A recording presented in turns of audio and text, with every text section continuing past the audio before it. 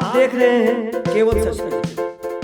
देखिए, पप्पू यादव की जो भी थोड़ी विश्वसनीयता है वो समाप्त हो जाएगी। कोई मानसिक दिवालिया व्यक्ति ही इस तरह का आरोप लगा सकता है। अपराध को राजनीतिक और जातीय या सांप्रदायिक रंग देना भारत के संविधान का उपहास करना, यह कानून और व्यवस्था का शासन है।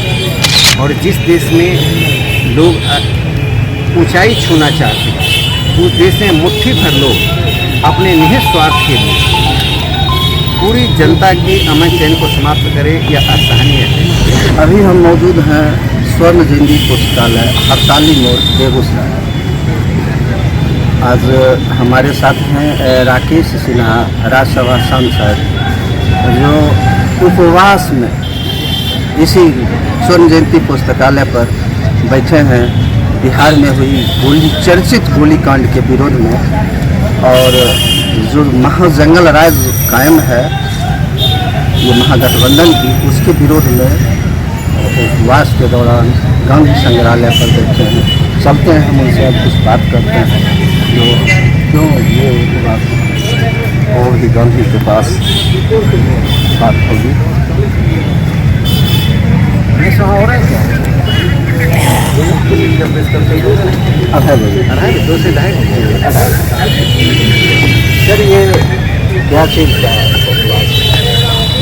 देखिए, जो सामाजिक सौहार्द को तोड़ने और बेगूसराय की अमन चैन को समाप्त करने की कोशिश हो रही है, और उस कोशिश को रोकने में जो नाकामयाबी प्रशासन की और सरकार की, उसी के विरुद्ध गांधीवादी तरीके से महात्मा गांधी प्रतिमा के सामने हम लोग एक दिन के सांकेतिक उपवास, ये एक दिन के सांकेतिक उपवास पर हमारे चर्चित और माननीय राज्यसभा सांसद राकेश सिन्हा जी है।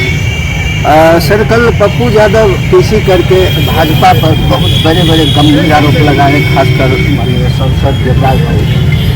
देखिए, पप्पू यादव की जो भी थोड़ी विश्वसनीयता है वो समाप्त हो जाएगी। कोई मानसिक दिवालिया व्यक्ति ही इस तरह का आरोप लगा सकता है। अपराध को राजनीतिक और जातीय या सांप्रदायिक रंग देना भारत के संविधान का उपहास करना, यह कानून और व्यवस्था का शासन है। और जिस देश में लोग ऊंचाई छूना चाहते हैं, उस देश में मुट्ठी भर लोग अपने निहित स्वार्थ के लिए पूरी जनता की अमन चैन को समाप्त करें, यह असहनीय है। जहाँ तक बेगूसराय में बढ़ते हुए अपराध की कहानी है, इसकी पृष्ठभूमि साफ तौर पर दिखाई पड़ती है।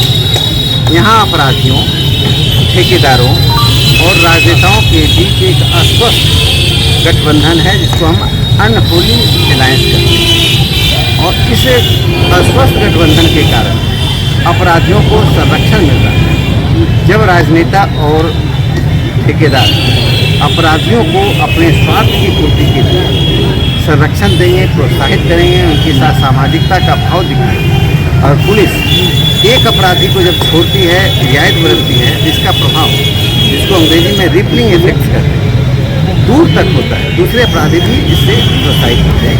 यह बेगूसराय में साफ तौर पर दिखाई पड़ता है। सर, ये गोलीकांड चर्चित है और इंटरनेशनल न्यूज़ बना, और आज तक बेगूसराय में ऐसा घटना नहीं होना था। ये तो महाजंगल राज दिख रहा है और महाजंगल राज का आरोप लग रहा है। लेकिन जिस समय एनडीए की सुशासन सरकार थी, मई जून महीने में 12 दिन में 15 घटनाएँ, एक बैंक डकैती उसी तेहरान मंडल में, और 3 में से एक रजिस्टर्ड अपहरण, उसको किस रूप में आप देखते हैं? देखिए, गृह मंत्रालय हमेशा नीतीश कुमार जी के पास रहा और एक मजबूत मुख्यमंत्री के रूप में अपने आप को पेश करते। ये नीतीश कुमार को जवाब देना पड़ेगा कि गृह मंत्रालय के रहते किस प्रकार के पुलिस स्टेशन हैं, किस प्रकार के पुलिसकर्मी, किस प्रकार की कानूनी व्यवस्था है। नीतीश कुमार की विफलता दोनों ही रूप में दिखाई पड़ रही है। सबसे दुर्भाग्यपूर्ण बात यह है कि जिस दुर्भाग्यपूर्ण घटना पर एकजुटता दिखाकर अपराधियों को पकड़ना चाहिए, उसकी जगह वे बेगूसराय में जातीय उन्माद पैदा करने के लिए जांच से पूर्व एक अनपेक्षित बयान देकर, जांच को प्रभावित करने वाला बयान देकर, उन्होंने संविधान के प्रति जो निष्ठा और मर्यादा दिखानी चाहिए, उसको ताड़ता है।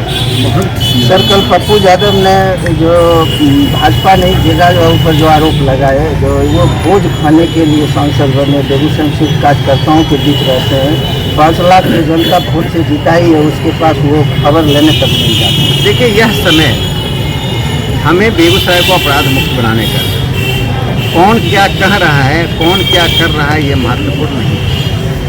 बेगूसराय की आम जनता को 0.5% राजनीति करने वाले लोगों से कोई लेना देना नहीं।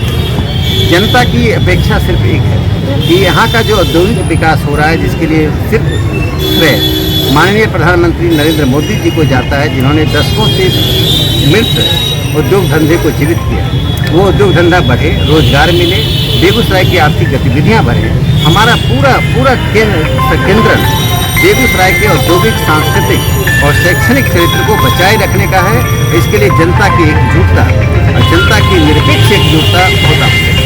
सर, ये बछवाड़ा से लेकर चकिया के बीच में एक DSP हेडक्वार्टर है, DIG हेडक्वार्टर है और अलग अलग शहर जिसमें कि ये 0 माइल है। ऐसे अपराधी 40 मिनट में 35 किलोमीटर तांडव करते गया। अपराधी की गोली पर किसी जाति विशेष का नाम नहीं लिखा था, जिसमें से एक चंदन कुमार की मौत हुई। नीतीश कुमार माननीय मुख्यमंत्री हंस करके बोल रहे हैं जो जाति विशेष जगह पर गोली चलाया गया। नीतीश कुमार का यह बयान पूरे हिंदुस्तान के संसदीय जनतंत्र में न सिर्फ उपहास के लायक है, बल्कि और निंदनीय है।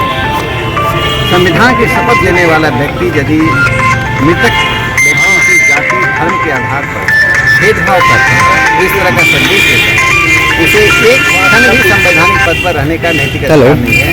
नीतीश कुमार इस असफलता की जिम्मेदारी स्वयं ले चुकी गृह मंत्रालय में। जी, हम बेगूसराय में हैं।